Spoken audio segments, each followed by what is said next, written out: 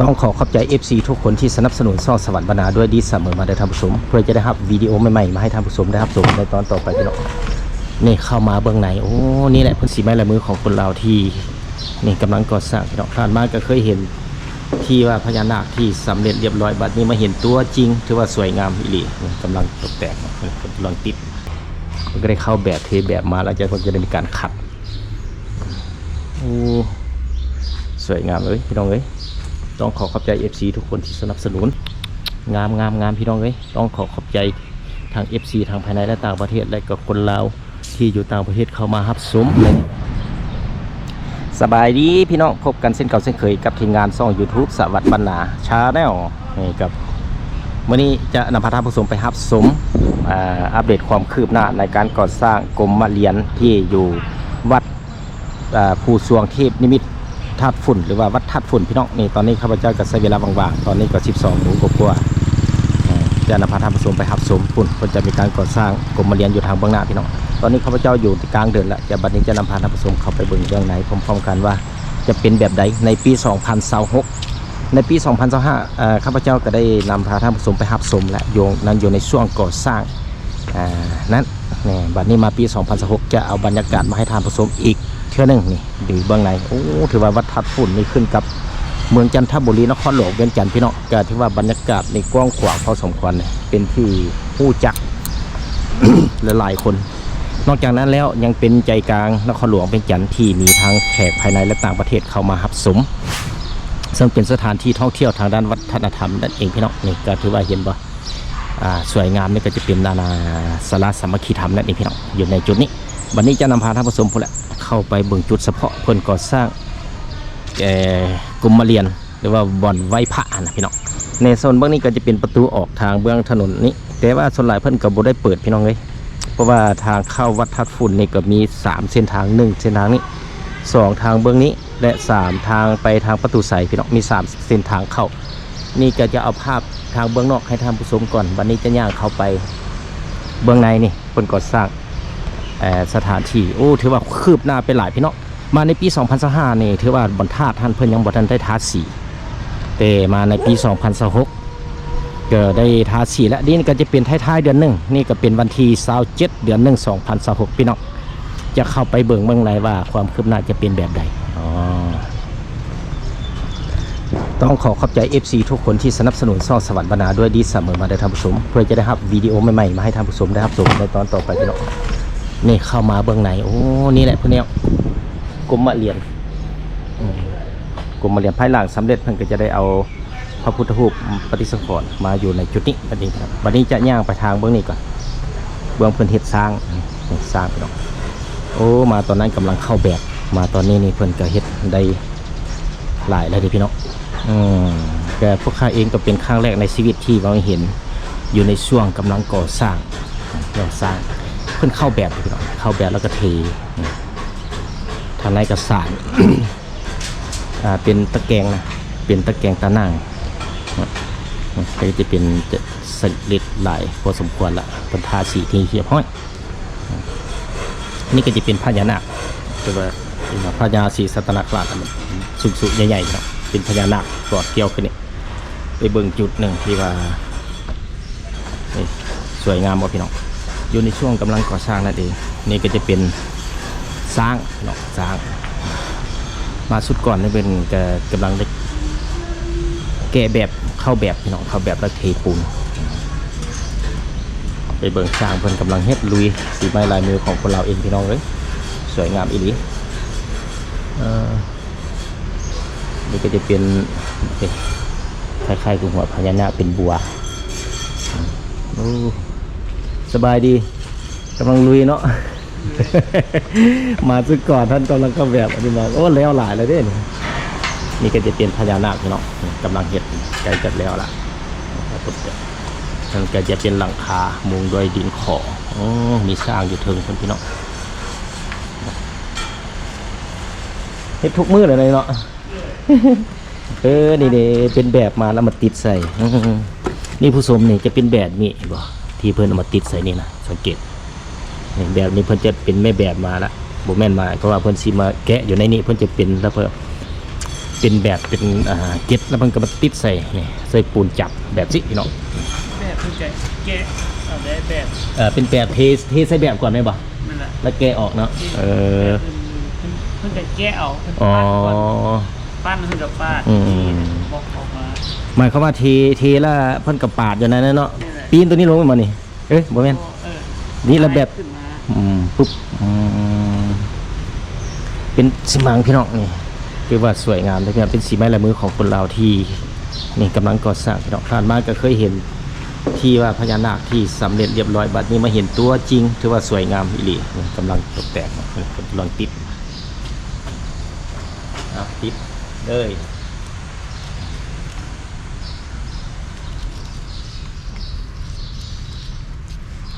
คือว่าติดเกล็ดแล้วมันก็ได้โป๊ะพี่น้องโป๊ะตกแต่งให้สวยงามภายหลังสำเร็จแล้วมันก็จะได้มีทาสีขัดมันทาสี อยู่ในสร้างนี่ก็เส้นกันนี่มันก็ได้เข้าแบบเทแบบมาแล้วจะได้มีการขัดโอ้สวยงามเลยพี่น้องเอ้ยต้องขอบใจ FC ทุกคนที่สนับสนุนช่องสวรรค์บรรณาด้วยดีเสมอมาได้ทำผู้ชมเพื่อจะได้รับวิดีโอใหม่ๆมาให้ท่านผู้ชมได้รับชมในตอนต่อไปนี่ก็ถือว่าในนี่ก็สำเร็จไปหลายเติบแล้วพี่น้องมาในปี 2025ถือว่ายังบ่ทันได้ขึ้นโค้งแบบสิยังเป็นโค้งเล็กนี่สังเกตเบื้องในจะเป็นแบบสิได้เป็นเหล็ก10เหล็ก6แล้วก็ตะแกรงตะนางจนนี้ก็จะขึ้นโค้งแบบเฮ็ดหัวพญานาคพุ่นก็ธาตุที่เป็นธาตุฝุ่นอะไรพี่น้องเพิ่นก็ได้มีการบูรณะปัวแปลงรักษาเพื่อให้คนรุ่นใหม่ได้เห็นได้ชมมาฮอดปัจจุบันนี้ซึ่งในความคืบหน้าในท้ายเดือนมังกรปี 2026ก็ได้มีการตกแต่งทาสีมุงหลังคาในจุดโซนกรมเรียนเนี่ยจะย่างไปเบิ่งไกลๆกันครับสวยงามอีหลีพี่น้องเลยต้องก่อนอื่นต้องขอบใจ FC ทุกคนที่สนับสนุนช่องสวรรค์บรรณาด้วยดีเสมอมาเดินทางผู้ชมเพื่อจะได้รับวิดีโอใหม่ๆมาให้ท่านผู้ชมได้รับชมในตอนต่อไปสาธุผู้ค้าก็ได้เป็นบุญตาที่ได้มาเห็นอยู่ในช่วงก่อสร้างแบบนี้บ่อีหลีก็บ่ได้เห็นในพี่น้องช่วงก่อสร้างถ้าบ่ได้ตั้งใจมาเบิ่งแท้จะบ่เห็นมาเห็นแต่วัดที่ก่อสร้างแล้วที่ว่าวัดเทพนิมิตญี่ปุ่นหรือว่าวัดภูสวงเทพนิมิตญี่ปุ่นธาตุฝุ่นหรือว่าวัดธาตุฝุ่นก็จะเป็นอีกหนึ่งวัดที่อยู่ใจกลางนครหลวงเวียงจันทร์ที่ขึ้นกับเมืองจันทบุรีนครหลวงเวียงจันทร์นั่นเองนี่สร้างเพิ่นกำลังลุยกันพี่น้องอยู่ในนี่กำลังจอดโครงหลังคากำลังมุงซีแพคนี่กำลังจอดเจาะแล้วก็มุงใส่น็อตว่าในส่วนนี้เพิ่งก็ได้ทาสีใกล้จะสำเร็จแล้วในส่วนถึงสำเร็จเป็นที่เยี่ยมห้อยพี่น้องเรียกว่าคืบหน้าไปหลายเลยเด้แล้วเกือบ 60% 70% แล้วในปี 2026นี้ภายหลังสำเร็จเพิ่งก็จะมีการเปิดอย่างเป็นทางการครั้งแรกพี่น้องคล้ายๆคือแบบสถานที่ทั่วไปนั่นเอง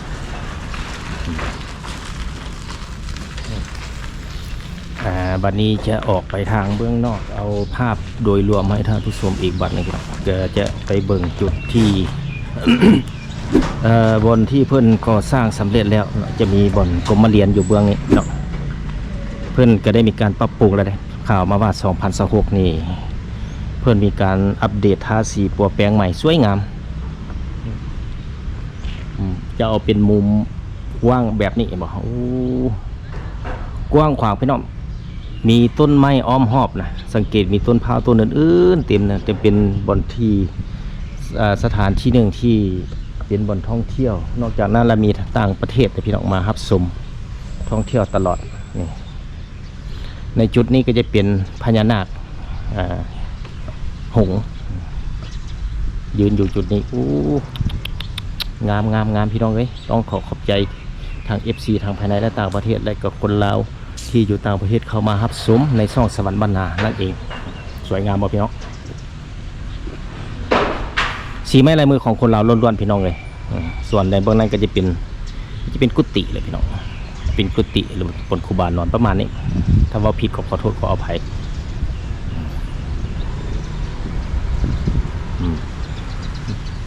จุดนี้ก็จะเป็นอย่างซิม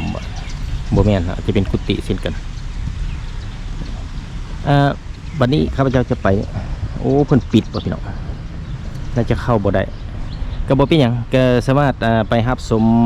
ย้อนหลังมันมีวิดีโอตอนหนึ่งที่ช่องสวัสดิ์บรรณาก็ได้อัพลงในปี2025และพี่น้องทางเบื้องในสวยงามอีหลีไปเบิ่งย้อนหลังได้เด้อพี่น้องเด้อทางเบื้องหลังเบื้องในงามว่ามีพระพุทธรูปอยู่ในฮะเพิ่นเฮ็ดยืนจับบาทอ้อมหอบเป็นแบบ360องศาเลยพี่น้องอยู่ในจุดเบื้องในฮะสวยงามอีหลีก็สามารถไปเบิ่งได้พี่น้องมาเมื่อนี้เพิ่นปิดประตูเด้เฮาก็บ่เข้าแล้วเอาแต่สภาพเบื้องนอกเอาทางนอกมาให้ทางผู้ชมในแต่ละจุดแต่ละฝาที่เพิ่นได้ประกอบตอกแต้มอยู่ในนี้ประดับประดาแม่นก็เป็นศรัทธาส่วนบุคคลและผู้ที่มีจิตใจเลื่อมศรัทธาสร้างเอาบุญอยู่ในวัดนี้เองเห็นบอกเพิ่นก็จะเขียนชื่อเสียงเฮียงนามใส่นี้นี่ก็จะเป็นหงนางหงมาในส่วนฝานั่นก็จะเป็นเปิ้นแต้มจะเป็นที่จริงมีความหมายหมดเด้อพี่น้องมีความหมายหมดที่เปิ้นแต้มอยู่ในนั้นนี่คือแบบนี้ก็จะเป็นประเพณีบุญเดือน5เห็นบ่เพิ่นก็จะเฮ็ดเป็นมีผู้คนมานั่งนบกราบไหว้แห่ตีคล้องงดส่งน้ำนี่อยู่ในนี้เป็นรูปที่ว่าประเพณีบุญเดือน5เห็นบ่ก็ถือว่านี่ก็เช่นกันเพิ่นจะเห็นหดส่งพระประเพณีบุญเดือน5หดส่งพระนี่ก็จะเป็นเดือน5ต่อมาก็จะเป็นเดือน6เดือน6ก็จะเป็นในงานบุญบั้งไฟเห็นบ่ในสุดก่อนนี่ข้าพเจ้าบ่ได้นำเสนอที่เป็นรูปเพิ่นตกแต่งอยู่ในนี้เพิ่นก็จะเป็นรูปภาพงานบุญแต่ละบุญอันนี้เดือน6บุญบั้งไฟเดือน5หดน้ำโอ้นี่เป็นเดือน4เด้อพี่น้องขอโทษขออภัยนี่จะเป็นเดือน4จะเป็นงานสูตรอย่างนี้เนาะประเพณีเดือน4เด้อจะเป็นบุญอย่างกะเบิ่งเอาพี่น้อง เว้าบ่ถูกก็ขอโทษขออภัยไปเบิ่งต่อไปเป็นเดือน3นี่งานประเพณีงานบุญเดือน3จะเป็นเดือน3ออกหมาย3ค่ำนั่นบ่พี่น้องสิแม่นละเปิดประตูเราประเพณีบุญเดือน3อันนี้เดือน2หรือว่าเดือนนี้พี่น้องถ้าคนรุ่นใหม่ถ้าบ่ได้ศึกษาเบิ่งนี่อาจจะงงพี่น้องเดือนเจียงเดือนนี้เดือนเจียงก็คือเดือน1เดือนนี้ก็เป็นเดือน2คนรุ่นเก่าจะฮู้ดีแต่สืบทอดมาฮอดปัจจุบันนี้ถ้าเฮาได้ก็เพิ่นก็เคยเว้าตลอดพี่น้องผู้เฒ่าผู้แก่เพิ่นว่าเดือนเจียงเดือนนี้เดือน3เดือน4นี่อันนี้เดือนนี้ก็คือเดือน2ส่วนเดือนเจียงก็จะเป็นเดือน1หรือว่าเดือนมังกรเดือน1สากลหรือว่าเดือนมังกรภาษาลาวพี่น้องนี่จะเป็นบุญประเพณีเดือนเจียงประเพณีเดือนยี่เดือน3เดือน4เดือน3สุดละเป็นประเพณีเดือน3ออกหมาย3ค่ำบ่เป็นบุญเผ่าผู้ไทยนะพี่น้องบอกการตกแต่งมีพญานาคหางเกี่ยวกอดนี่ก็น่าจะเป็นแพทจุดที่ว่าเพิ่นเฮ็ดรายชื่อผู้มาโมทนาหรือว่าผู้มีจิตใจเลื่อมศรัทธาเนี่ยหรือว่าผู้บริจาคก่อสร้างกรมเรียนแห่งนี้จะมีรายชื่อต่างๆพี่น้องตัวหนังสือก็อยากลายๆได้จักหน่อยเด้อเพราะว่ามันกลมกลืนกับแผ่นบอสมันก็จะต้องได้เบิ่งใกล้ๆนี่สังเกตอ่านได้อยู่ใกล้ๆแบบสิถ้าว่าเป็นใส่แบบ4คำที่จริงไม่ได้4คำอะไรมันลอกมาเลยนี่ลอกมาละมันหลายปีละบัดนี้จะย่างอ้อมไปฮอบบางนี้พี่น้องมันก็เป็นสถานที่หนึ่งที่ว่ากลุ่มมาเรียนพี่น้องปกติจะเข้าได้แต่ว่าข้าพเจ้าจะบอกเข้าเพราะว่าเพิ่นปิดประตูก็เลยบ่ได้เข้าก็จะย่างไปทางฮอบบางนี้ไปพูดแล้วก็จะได้กลับบ้านพี่น้องก็ใช้เวลาว่างๆในตอน 12 โมงกว่าๆพี่น้องเอ้ยลิ้นกับเวลาต้องขอบใจ FC ทุกคนที่สนับสนุนช่องสวรรค์บรรณาด้วยดีเสมอมาได้ทำผสมเพื่อจะได้รับวิดีโอใหม่ๆมาให้ท่านผู้ชมได้รับชมในตอนต่อไปก็ถือว่าเดินวัดนี่ก็สะอาดสะอ้างดีพี่น้องเอ้ยเพราะว่ามีผู้อยู่อนามัยตลอดเพราะว่าเป็นอีกหนึ่งใบหน้าใบตาของสถานที่ท่องเที่ยวทางด้านวัฒนธรรมที่อยู่ในนครหลวงเวียงจันทร์นั่นเองเพราะว่าในนครหลวงเวียงจันทร์นี่แล้วก็จะมีแขกทางภายในและต่างประเทศหลายเลยพี่น้องมารับชมเพราะว่าเป็นใจกลางศูนย์กลางนครหลวงเวียงจันทร์เป็นเมืองเอกของสปป.ลาวนั่นเองพี่น้องนี่ นี่ก็จะเป็นต้นไม้มณีโคตรดอกไม้มณีโคตรเกือบทุกวัดบางวัดก็บ่มีบางวัดก็มีนี่คือเห็นนี่มาอยู่วัดสะพังหม้อวัดไสสถานนี่จะมีดอกไม้แบบสิดอกไม้มณีโคตรผมว่าจะมีดอกสวยงามด้วยพี่น้องมีแมงไม้อยู่ไหนนะดอกไม้มณีโคตรบัดนี้จะย่างไปทางเบื้องนี้พี่น้องไปเบื้องนั้นเราก็จะได้โค้งออกไปพุทธสอดพุทธกลับบ้านจุดนี้ก็จะเป็นหอกอง2ชั้นนี่สังเกตชั้นที่1จะเป็นกระโหลกชั้นที่2จะเป็นกองและชั้นที่3จะเป็นระฆังจะมี2ชั้นพี่น้องทุกวัดบางวัดก็มี2ชั้นถ้ามี2ชั้นและชั้นที่2เพิ่นจะใส่กองและระฆังถ้าเป็น3ชั้นเพิ่นจะใส่โบคือกันนี่กระโหลกกองและระฆังวันนี้จะเข้าไปทางเบื้องนี้ถือว่าเพิ่นยังรักษาได้พี่น้องเลยต้นไม้เพิ่นบ่ได้ตัดเลย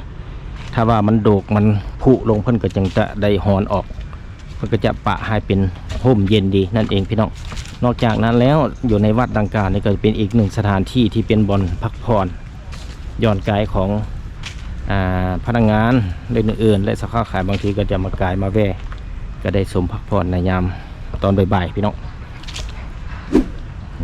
เป็นป่าเข้ามาจุดนี้เย็นดีในส่วนเบื้องในนี่ก็จะเป็นทางผ่านกลางเลยพี่น้องบ้าเป็นทางยางนี่ออกไปเบื้องนี้ก็จะไปสอดประตูใสพุ่นเป็นประตูใสสังเกตเบื้องโอ้เย็นดีในส่วนมาเบื้องนี้ก็จะไปสอดทางอีกเบื้องหนึ่งทางดงปลานแต่เบื้องนี้ไปถนนสายลมเลี้ยวขวาไปทอดสายลมเขาก็สามารถมาพักผ่อนย้อนอารมณ์ได้เย็นดีได้พี่น้องเจอตีต้นไม้งามแบบนี้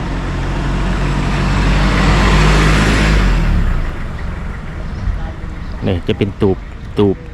เราก็สามารถมาพักผ่อนได้วันนี้จะย่างไปทางเมืองนี้พี่น้องย่างไปฮอดสุดคนเราก็จะได้กลับบ้านละงามอีหลีในวัดเทพนิมิตหรือว่าวัดภูสวงเทพนิมิตธาตุฝุ่นหรือว่าวัดธาตุฝุ่นที่ขึ้นกับเมืองจันทบุรีนครหลวงเวียงจันทร์พี่น้องที่อยู่ใจกลางนครหลวงวิจารณ์อยู่ใกล้ๆกับประตูไซเลยก็ถือว่าเฮามาท่องเที่ยวจุดหนึ่งจะได้อีกถ้าว่าไปท่องเที่ยวทางวัดนี่ก็เห็นประตูไซไปนำพี่น้องอยู่พุ่นละใกล้ๆนี่แหละถ้ามีโอกาสทีมงานช่องสวรรค์บรรณาก็จะขึ้นไปประตูไซจะเอาภาพมาให้ทางผู้ชมได้รับชมตอนนี้เอาอยู่ในสภาพขอบเขตบริเวณนี้ก่อนว่าห่มเย็นดีพี่น้องเอ้ย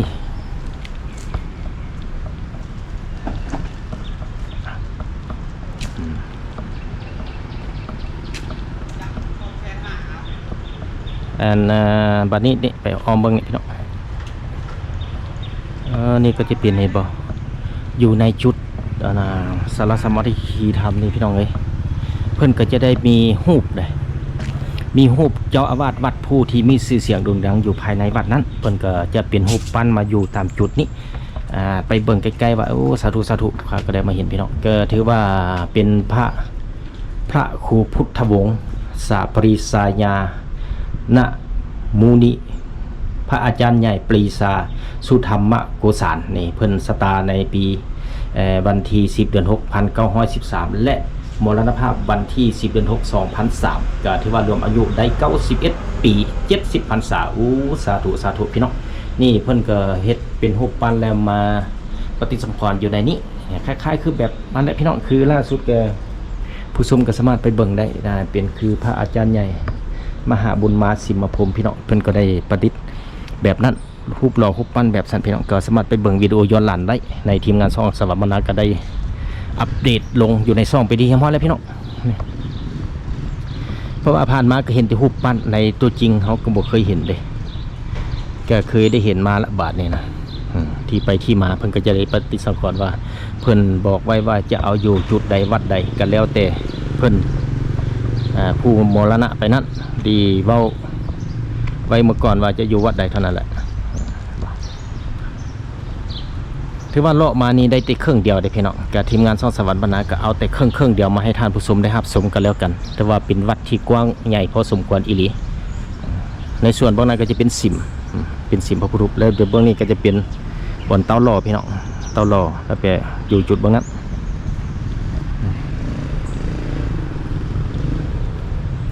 มีแขกท่องเที่ยวมาตลอดแต่พี่น้องเด้ออยู่ในจุดนี้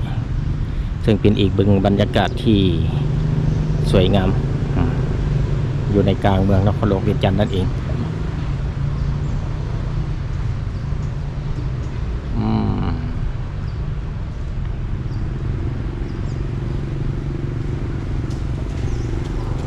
แกที่ว่ามีต้นไม้มีทางไม้ดูต้นม่วงและต้นอื่นๆพี่น้องเอ้ยเต็มเพียบอยู่ในนี้เลย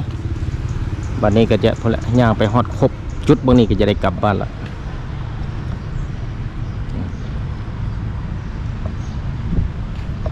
แกที่ว่าไปเห็นซีเมนต์เพิ่นมาเฮ็ดโรงทานบ่พี่น้องเนี่ยเฮ็ดโรงทานให้ผู้รับเหมาก่อสร้างนี่ฮะก่อสร้างอยู่นั่นน่ะอยู่กรมเรียนนั่นแหละพี่น้อง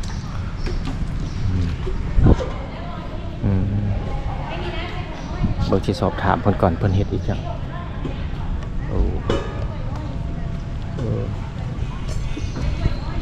ถามเพิ่นก่อนอันเพิ่นเฮ็ดอีหยังก่อนเฮ็ดบุญบ่ ใช่ อันเฮ็ดบุญแล้วเฮ็ดอันนั้นบ่ อันนั้นมาแต่งเพศ แต่งเพลงโอ้ ว่าอาจารย์ นี่เพิ่นจะมาแต่งเพลงให้ครูบาอาจารย์พี่น้องอยู่ในนี่พี่น้องอยู่ในวัดทับฝุ่นนี่เองพี่น้องก็เอามาตอนสวยๆน่าจะฮู้ตอนวิดีโอตอนก่อนนี่ข้าพเจ้าได้เอาในย้ำหอนแรงมาจะบ่เห็นจะบ่เห็นเพราะว่ามาตอนนี้เห็นจะเป็นทุกมื้อพี่น้องเพิ่นแต่งเพลงคิดว่าเพิ่นเฮ็ดแต่งเข้าให้ทีมงานทำเหมามันบ่แม่นพี่น้องอันนั้นก็เป็นทีมงานผู้เหมาเฉพาะมันบ่เกี่ยวกันเลยวันนี้จะเอาเป็นมุม360องศามาให้ท่านผู้ชมนะครับชมพี่น้องเริ่มจากจุดนี้เห็นป่ะท่านก็จะเป็นกรมเรียนหลังใหม่ที่ในช่วงกำลังก่อสร้างเอามาทางฝั่งนี้โอ้เป็นป่าไม้อ้อมหอบพี่น้องนี่สวยงามไปฮอดพี่ก็จะเป็นจุดหนึ่งกุฏิ